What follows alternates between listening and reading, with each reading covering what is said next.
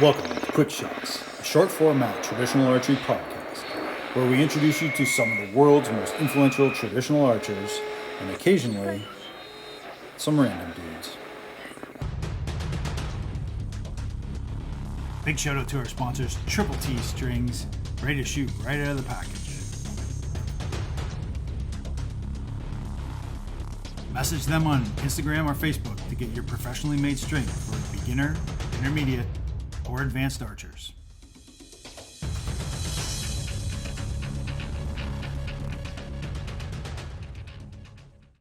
皆さん、はじめまして、ジェシカ・ゲリティと申します。ニュージーランド出身で、日本在住18年。で、趣味が弓道とスポーツやぶさめです。よろしくお願いします。Hey everyone, how you doing? My name is Mick Chambers. Welcome back to Quick Shots. I'm here with Jessica and Jessica. And this, I got to be honest with you, I have been dying to introduce you and get you on this show ever since I saw your Instagram post. Jessica is not a traditional North American archer, but for all those people that are saying, traditional archery is, you think it's like self bows or whatever, but Jessica's doing traditional Japanese archery. And welcome to the show, Jessica. Hey, thank you so much for having me. I'm so happy. Thank you. I'm happy too. So why don't you tell everyone, what you're doing? Like, give us I usually say to my guests, hey, what's your origin story in traditional archery? And they're like, oh, my dad gave me a bow when I was a kid, and I tried traditional archery. But why are you in Japan? Why are you doing, yeah, there's a lot. Why are you doing Kyudo? If for our listeners that don't know, Kyudo is the Japanese form of archery, traditional form of archery. Tell us a little bit about that. Okay, so to start from the very beginning, I'm born and raised in New Zealand. I don't have much of an accent because I've been living in Japan for 18 years. So I have a family here. I work here on Japanese TV. And my start in Japanese archery, which is called Kyudo, it began 4 years ago. So, in my late 30s, I'm 42 now. So, as you can imagine, picking up some new martial art it's kind of like a big thing. And you're like, can I handle it kind of thing? I saw it by chance at a dojo. And I was like, wow, where have you been all my life? Huge. Yeah, it's like longbow is like an understatement. Yeah. I'll say it but meters is okay, right? 2.2 meters long. Yeah. And just men and women. Mm-hmm. And they're shooting at these targets that are 28 meters away. So you watch this and you're kind of like soothed by just watching it because they're moving like in slow motion.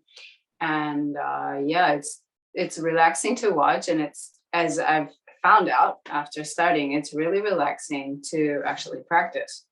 So my start was just seeing it. I researched it online. At the time, I had like toddlers. So I kind of gave up on it for a while. But 4 years ago, there was a chance to join a beginner's course. Mm-hmm. And they only do them once a year, really, like depending on the dojo, the organization that practices it. So I managed to get my foot in the door. And once you're in there, you just kind of go with it. So it's been 4 years and I have gradings. And there's many schools of shooting. I'm in the largest organization. And it's been really cool and really interesting. And it's led to a lot of other things, which I'll get into later on. Horseback archery, etc.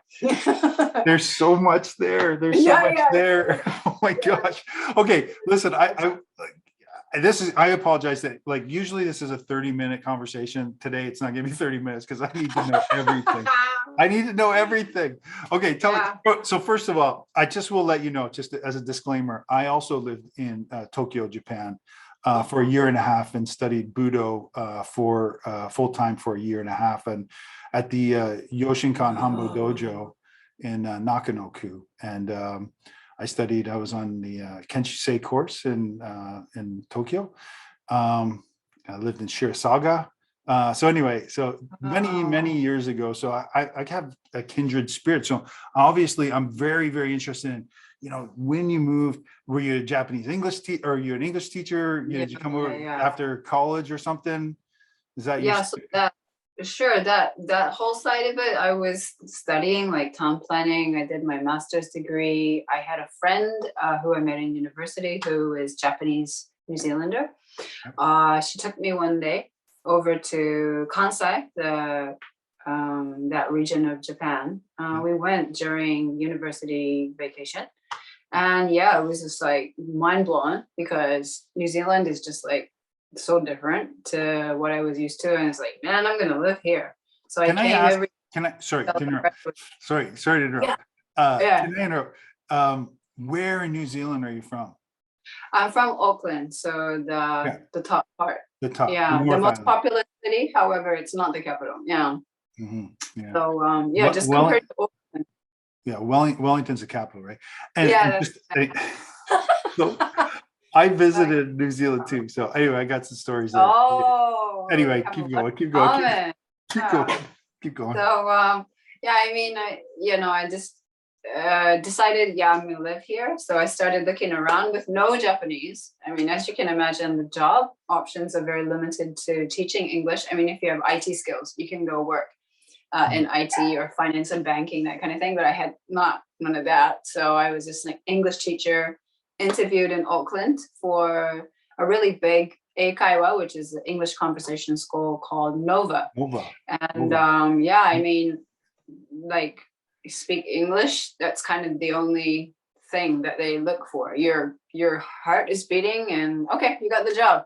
So I got a visa, and I went over there, and little by little my Japanese picked up.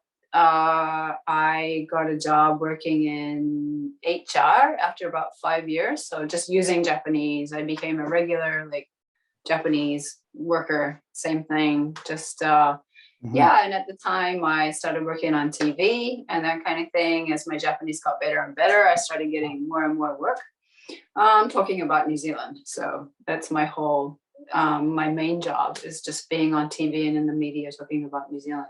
However, so that's kind of my backstory. But so you're an ambassador, New Zealand ambassador in Japan, unofficial ambassador. That's great.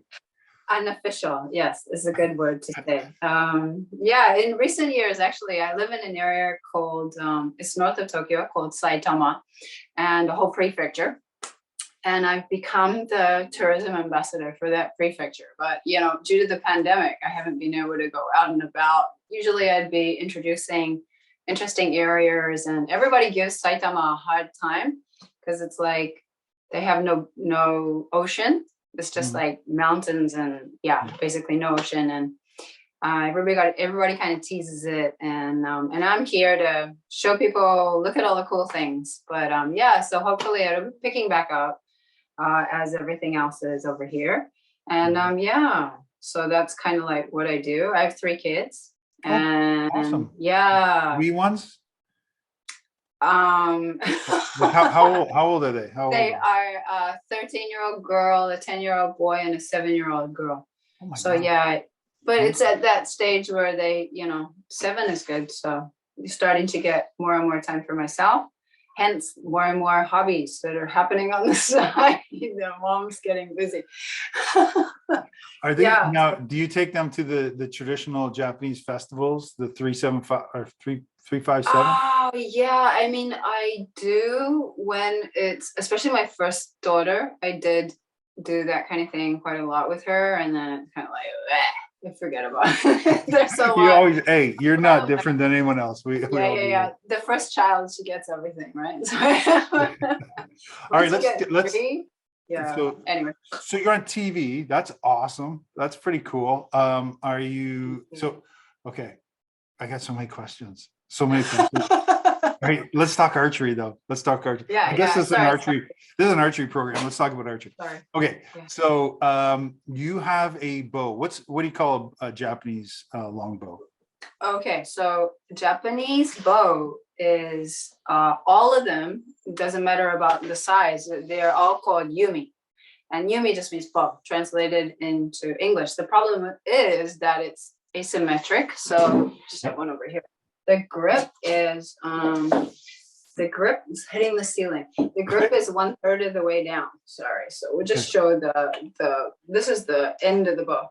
That's beautiful. However, yeah, so it's 1/3 of the way down. And that means that the arrows fly a bit different. The feel is very different. I get asked about the drawer weight a lot from recurve and like just regular symmetric bow arches. They ask a lot, but the feel is so different when you're pulling it, because they have a special technique that you got to do, lift up in front of you and bring it down. Yeah, so yeah, it's Yumi and it's asymmetric, and the reasons for that, there's so many. A lot of like contested, like people argue about it, the reason why, especially on release, there's less vibration in your hand, supposedly. Okay. So that's one of the main reasons. Supposedly the design is just supposed to be easier on your hands, and traditionally people are pulling like 40 or 45 kilos, big boys, or like war bows. Wow. However, in modern day Kyudo, it's more technique than sort of a contest about who can draw the heaviest bow. However, yeah, just average for women is probably about 13 kilos. However, there are some women who pull 20 kilo bows, little Japanese women. But it's all technique, right? It's all technique. It's all technique. That's right. Your technique is that's the whole martial art. The kata is decided. And the timing of every movement and the balance. Actually, the arrow should come down. It should be flat the whole way down as you're drawing it. If you draw one arm more than the other, then you fail the exam. Wow. So, yeah, there's a lot of things happening. So that's interesting. So you don't get you get graded on. So for our listeners of people who aren't budoka or martial artists, they wouldn't understand what you're saying, I don't think. Because honestly, I think the way we judge people is how many do you hit in the center, you know? Yes. So Kyudo's target, I wish I had one for you. It's in the back of my car. It's just, it's either hit or miss with Kyudo. As a general rule, they do have competitions, which is, it gets down to who's the closest in the center. Yep. However, in a general daily practice, it's either you hit it or you missed it. It's not like where on the target you hit it. So there's that. And the target is, I think it's 36 centimeters across. Sorry. But what I mean is you get graded on how well your form is. Yeah. So at a certain level, it's the first couple of the 1, 2, 3, the third, on the third one, you're going to have to hit it, and you only get 2 arrows. So you only get 2 chances to hit it, and you need to hit at least one. Okay. And it has to be good. Like you have to be pulling it correctly. So, and then before you even get to shoot, you're in a team with 4 other people that are like in front and behind you. You take turns to stand up and shoot, and then sit back down and put the next arrow on. So it's like there's like a dance you got to do. You come into the place where you're going to shoot, and everybody sits down and stands up at the same time and moves along and da-da-da-da. So it's like a whole thing, like a traditional dance that you got to do together with everybody. And then you take your turn, and then you got to get it in, and it has to look good. Yeah. So it's like, less stress. Yeah, a little bit. But as you get in higher, 4th dan, 5th dan, 6th dan, the higher rankings, getting it in is like a given. And then it's all about your whole, like how your aura and like how it works and how people feel watching you, and like what kind of emotion you give off. It's like, damn, man, this is difficult. Wow. Yeah. So it's kind of difficult to explain, but yeah, hitting it, you get kind of told off sometimes if you're just getting there and you're just searching for that target, and you're just, because they're like, it's not a sport, it's the martial arts. So, right. if your body's correct, then it should go in as a given. Yeah. If your technique is correct, it should hit. I think that there's similarities too in traditional North American archery too. Traditional recurve, I shouldn't say North American, Western style, I guess. I don't know. Yeah. I mean, would you take offense to that if I said Western style? No, archery? especially no, definitely. I don't take offense. I think being a New Zealander, like, because I know I've interviewed Australians, New Zealanders that shoot recurves and longbows. I don't know whether or not they own that too, or if I say Western style, I don't know where that. I think that's like everybody else, because there's like Asian, there is Korean traditional archery, and Chinese. So there's like definitely different Asian styles of archery. I think it's cool to sum it up like that. But yeah, in terms of talking with Western archers or non-Japanese archers, it's really interesting to hear the process that they go through, like mentally and their bodies. And I'm just like, wow, we're like so similar. Take a deep breath, checking their stance, their whole posture. It's like, wow, this is so similar. Take me through. If I was doing my first Kyudo lesson from you, Sensei, what is my first lesson? So I know I got to put my uniform on, right? But then after. Oh yeah, it's okay. I'll dress here, okay. And then so we'll be wearing this one, and then this one at the bottom is a hakama. This is just like, now is it divided hakama? Yeah, it's divided. A horse. Yeah, okay. Yeah, that's right. Jobanori. It's yeah. So we would string our bow first of all, and stringing a bow is pretty easy. You just hook it up. There are holes in the dojo where you stick your bow in, and then you push it down and put the string on. The string's usually on one side already. It's very quick. And then we get our arrows out. Oh yes, we put our glove on. So in Kyudo, we use a glove, which I've got here.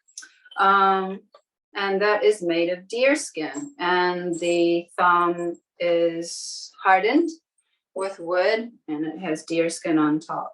So we will put on our glove, and we proceed into the area where we're going to shoot. And usually, depending on the size of the dojo, it's just like 2 targets, 3 targets, 4 targets, and then 4 people will stand. So 1 for each target. And we shoot 2 arrows at one time, in one shooting. Yeah. Right. So we have our stance, which is called ashibumi. And the legs are spread apart at a certain width, shoulder width plus a little. And then the feet they have to be 30 degrees, I think it is. And that's the stance. And then we will knock our arrows, and we check the target one time. We come back. We'll put our glove on the string and then lift it up. So this is where the different archery schools come into play. Some, they draw sideways and then lift it up. And some, they draw in front of themselves and then draw. Okay. So there's two main types. Yeah, and then we'll draw and then just release it and bring the bow down. We have another arrow, the second arrow in our fingers that we hold when we're shooting the first one, and we'll knock that and then shoot that too, and then we're done. So yeah, that's kind of it. We'll go get our arrows. At the moment, everybody gets their own arrows from the target just because of the pandemic. We're not allowed to touch other people's things, so that's okay. But yeah, so look at that glove. Wow. Yeah. So I mean, this is the thing. I've used depending on the bow weight, you can draw with nothing. You can just do it with your hands. But in Kyudo, the standard practice is to wear a glove, and this goes always on the right hand. So this is going to go on the right hand. Usually, we'd wear a little like protector inside. What if you're left-handed? You're screwed basically because you have to do it. No, I'm just kidding. Yeah, it's always left hand is a bow hand and the right hand pulls the string. So you're facing yeah, you're always facing left shoulder to the target. So you have left-handed people who basically they just got to get used to it. So yeah, short straw. Yeah. Can I ask how you aim? This is an interesting question. Yeah, I know. I'm a good interviewer. Yeah, I'm a good interviewer. I ask only interesting questions. I'm gonna get in trouble. Yeah, you're so good. But aim is like, okay, so the aim, it's difficult to explain, but basically when you're in full draw, you have anchor points. Actually, we don't stop when we're in full draw. We keep expanding supposedly until a natural release happens. So anyway, the string will come, the string's gonna be here, like right in the middle. So we wear a protector. This is called munazuru. So that's one form of aiming. And the other form is when we're in full draw, we can feel an anchor point against our cheek with the arrow. So this is like not even using our eyes yet. So we're not even searching for the target, or so we have the string on our chest and we have the feathers, and the arrow is going to come like right past our face. Like it's going to be right here.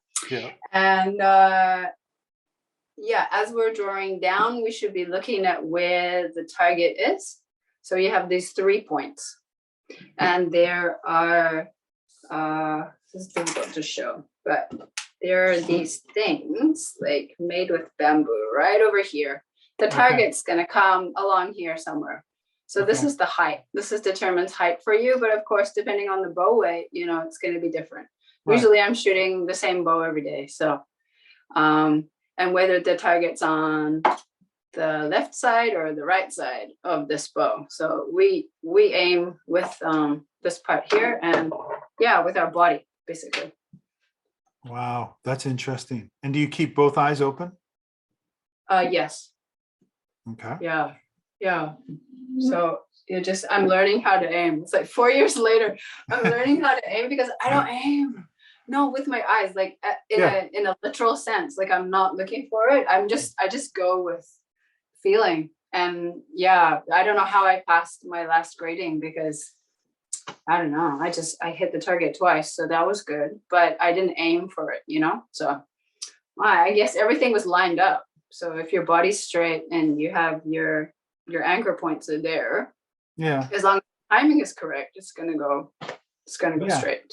That's awesome. Yeah, no, we call that instinctive archery. I like that.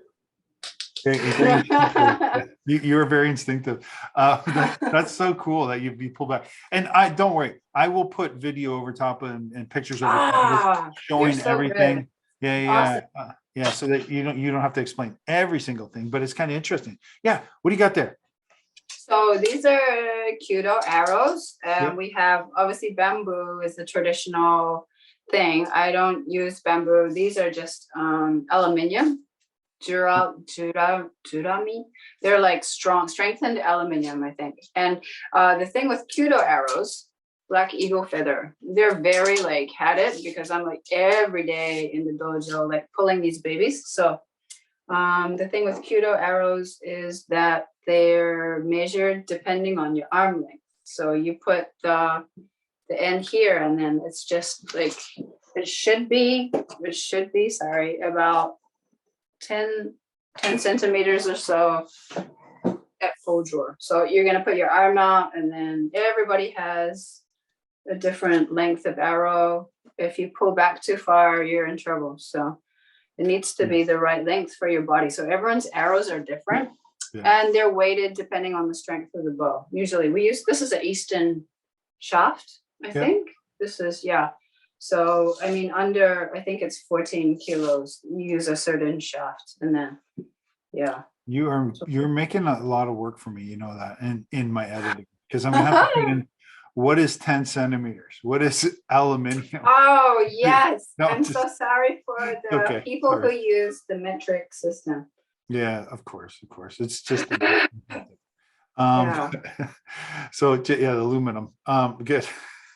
Aluminum, but there's carbon as well. So bows too, bamboo, carbon, or aluminum. Didn't I just see you out grabbing some bamboo to make a bow? Yes. They invited me. This Kyudo store owner. Yeah. I was like, wow, are you kidding? This is like my dream. So I went there and helped out, and it's very, very difficult. And yeah, hopefully I can get involved with the rest of the process, because they dry it after that for like what, a year or two. So everyone's like, oh, are you going to make your own bow? I'm like, yeah, can you hold on for 3 years while I make it? It's like, And then by that time you're like, oh, I'm making a 38-pound bow, or what did you say? And then you're like, no, I pull 40 pounds now. Oh no. yeah, right. So I was just helping out. I was just, yeah, but it was very interesting. The lengths that they go to just to cut it. It's like, wow. I know, Very, unbelievable. Unbelievable. And yeah, you were helping out. Yeah, it was pretty good. I'll put some stuff up here, like I said. Now, cool. are you an anomaly in Japan?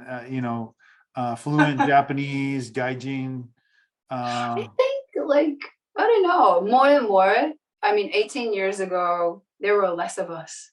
It's like a tribe. There were less of us, but as time goes on, more and more people are learning Japanese out of Japan and then coming, with fluency already. mhm. So Really? yeah, I think, but in the Budo world in Japan, perhaps this white girl doing Kyudo. There are other girls who I've met, actually, other women who study Kyudo too, but they're like off in different areas of Japan, so we can't meet up so much. But yeah, there are quite a few of us actually. Less than 10 though, maybe. But yeah. That's awesome. And um, one of the reasons why I got back into archery in such a big way, years after I had, so after I got back from Japan, after studying martial arts in Japan, what it's like when they study full time there. I don't know if you know any guys that are uchideshi or like that. I don't even know if Yeah. you know that word, uchideshi. It's an old Japanese word. To be an apprentice, right? Yeah, live-in student sort of thing. Anyway, Yeah. so like I wasn't uchideshi, but that was kind of the feeling you got when you were there at the Hombu Yeah. dojo. But anyway, what was the point I was making? So when I got back, I was like, I was very much into martial arts. Didn't do Kyudo, I did some judo when I was there, some jujitsu. Oh, that's cool. Yeah, it was good at the Budokan University in Chiba. I Oh, studied wow. there, trained there a little bit too. Anyway, it's not about me, it's about you. But the point is, when I got back, I want to get back into archery because I was devouring anything that was to do with martial arts in Japan and blah, blah, blah, blah. And so obviously I read Zen and the Art of Archery. Ah, yes. Yeah. And so I found out later on that was fabricated, but Yeah. it's not Yeah. a true story. But there's some good parts in it that really get you motivated. Yeah. So I don't know what, like how much of it I got to watch at the Budokan University. I got to watch a demonstration of Kyudo, and it was very ceremonial. It was very, very ceremonial, and they had a target up That's there. It was really cool. I liked it, but it didn't get me like, man, I want to do that. But when I read Zen and yeah. the Art of Archery, I was like, man, I wish I would have did Kyudo when I was in Japan, because I had no idea. So how is that? Have you read it? I have the book at home, but yeah, I got halfway through and I read online that he kind of made a lot of it up. Yeah. So at the moment, I'm reading his teacher's book. So his teacher is Awa Kenzo, really, really amazing Japanese archer. And it's really difficult to read in Japanese, but my teacher's given me the book on him. So it's nice to hear it from the horse's mouth. What is it? Zen and the Art of Archery. So I still have it. I have another halfway to go, but I can't, I need to get motivated. But reading them both at the same time is kind of interesting. One in Japanese, one in English. But yeah, it's just, it looks so simple, but doing it in practice, it's pretty complex. Your brain is like full as a learner, as a beginner. You're just like, how do I remember all these different things and then move your hand a millimeter? Honestly, it changes the way everything flies. Like the arrow flies different. Yep. If your timing's off, it's like, but that whole thing about it's a martial art between you and it's just you and the bow or you and the target. in the bow. So it's all about you, basically. So as a mother with a busy schedule, taking the time out, dojo is so quiet. It's so chilled out. Everybody's like calm. All you hear is like the sound of the string snapping and the target being hit. So it's just like, wow. It's just like cool and chilled. However many times a week you want to go, that's how much stress relief you get. So it's, even though it is technically, it's quite detailed, and like it's really detailed, and it's a bit of a quest for answers like the whole time I'm there. However, that's the fun part. And then just being in the chilled out atmosphere, I can't explain it, but it's so like calm and peaceful, and like I come finish practice and I'm just like I'm just like so chilled. Dude, it's really awesome. That is so awesome. I mean, I think we want to get that sort of Zen feeling, when we do, traditional archery here in the United States and in Canada and just in North America in general. It does take you away. It does take you away. Like it's just you and your thoughts. And sometimes it's not good to have thoughts, when you're shooting. Right. It's like you want to clear your mind. Mushin, as we say in Japanese. Yeah, that's right. Yeah. Yeah. Just but yeah, I mean, after talking to instinctive archers, like even, if they're at home or they're outside, they're like focusing on their breathing, they're like chilled out. It's like they're just like going back to what I said before, so many points where it's very, very similar. They're just relying on their feeling to shoot and stuff, and I'm just like, wow, man, you gotta come try Kyudo sometime. yeah it's really cool. And we do have in North America, we can try Kyudo. Yes. I mean, there's lots of places around the world. There's a whole, so many all around the world. America, it has a very good Kyudo federation with quite a few very nice, like real dojo in different areas, which we can list out for the people that are listening, or they can come and ask me and I'll Google for them. But I'll Google for just Google it. I mean, it is. I'm excited. I think I would like to try it. I think it's really cool. I'm a martial artist. Why can't I do it? I'm like I will hook you up. Okay, hook me up. Out for you, sir. I need to. So let's get into some more detail on Kyudo. So one of the things when I was visiting, what was I in Osaka? There's a temple in Osaka, and you go to it, and it's this warrior one, and they have lots of different ones. But on one side, on the back side of it, they would sit seiza, and they would shoot arrows 100 meters. You know what I'm talking about? Oh, I know this one. I practiced one too. Yeah. So actually, I have the bow here. I just want to show you the arrows though. So this type of archery is just like rounding it up in one kind of phrase. There's many different types of archery in Japan using the yumi. So Kyudo is that one that's really long. However, there's also Shihanmato, which is another type. So this is the type you said. So this is originated, way back 450 years ago.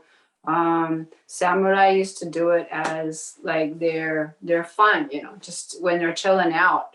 And it was originally started in Miyazaki Prefecture, and the samurai leader, he made the bow short and the arrows so long that they couldn't possibly be dangerous for his peasants, but he wanted them to be good with using a bow and arrow, but not revolting, didn't want to coup and him getting killed by his own people.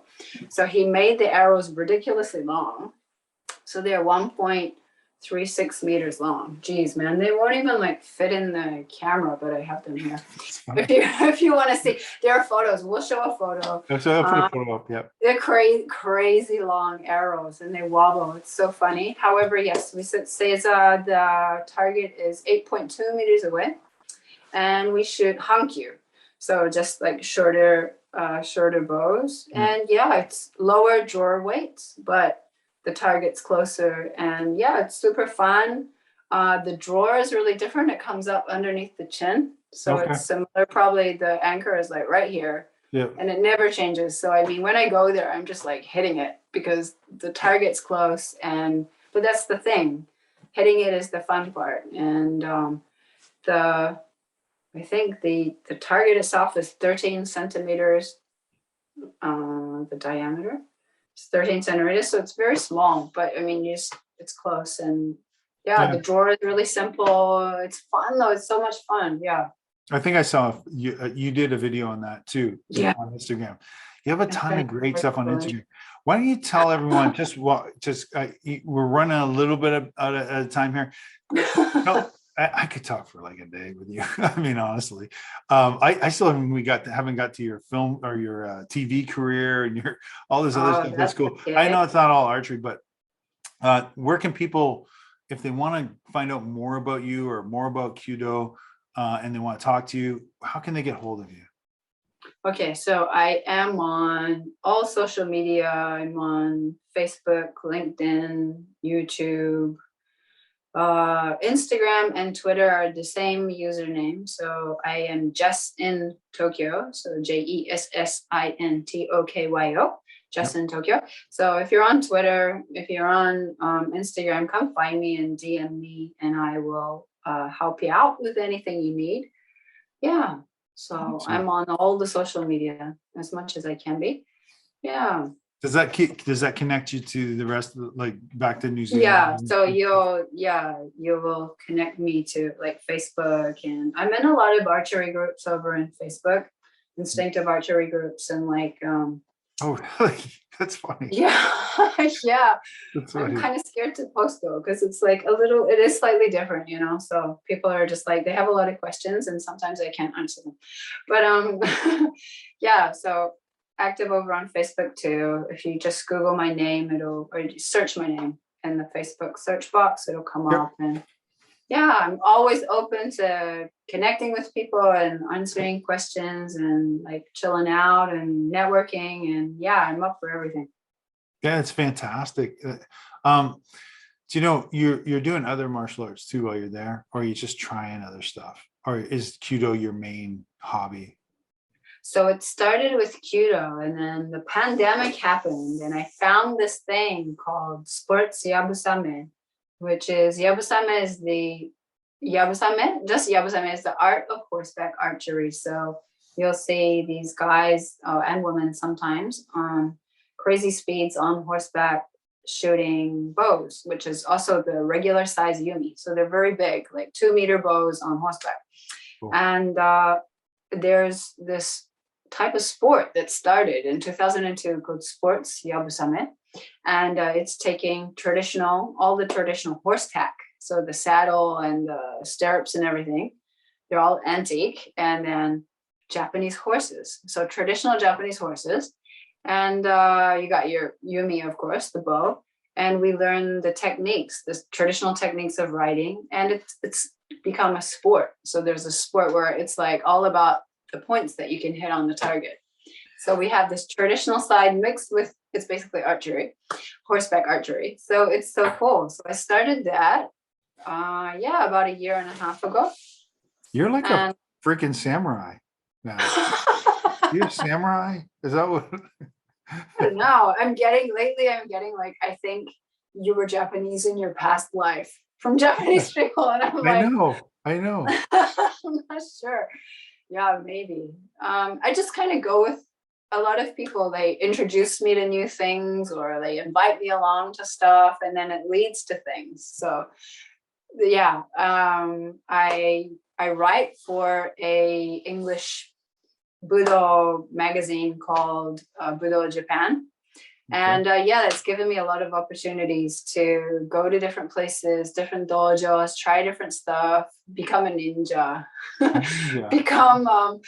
try Japanese armored fighting in samurai armor. That was just like the most awesome and most difficult thing ever. So I get all these different experiences. However, my main thing is just anything to do with the Yumi, so the Japanese bow. So Kyudo and Sports Yabusame, Shihamato, the one where you sit down with the really long arrows. They're my main three, but lately I started Naginata, which is a pole arm. So it's like a spear.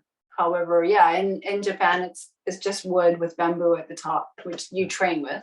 Yeah. So yeah, Naginata has been interesting. I've been doing it about 2 months now. And yeah, I've never had a situation where I had to train with a partner before, you know, like Aikido or karate or like it's always been just me and the target pretty much. So this is a really new experience, and yeah, Naginata, it's going to be interesting, I think. Some kumitachi with so in Naginata, it was really always funny to see the schoolgirl carrying this long long thing when you're in Tokyo. It's really interesting. True. Yeah, so that's how I started. I thought they were carrying a bow, and I was like, "Hey," and they're like, "What do you want, man?" Because I was like, "Oh, Yumi, right?" And they're like, "No, this is Naginata." And I was like, "What the heck?" I'm so sorry, because the and the height is the length is the same. So yeah, basically, I started by making a mistake. Oh, that's funny. That's funny. Well, you know, it has been terrific talking to you. I really, really appreciate you. And you're so open in the way that you're sharing things. So, you know, I appreciate it. And thank you so much for being on the show. This has been exciting for me and interesting. I hope everyone that's listening, hope everyone that's watching gets a chance to, you know, reach out to you and connect and follow you on Instagram. That'd be awesome. So thank you so much. Thank you so much for having me. It was so much fun. どうもありがとうございました。ありがとうございます。All right. Thanks everyone for watching. Take care. Be safe. We'll talk to you later. Bye.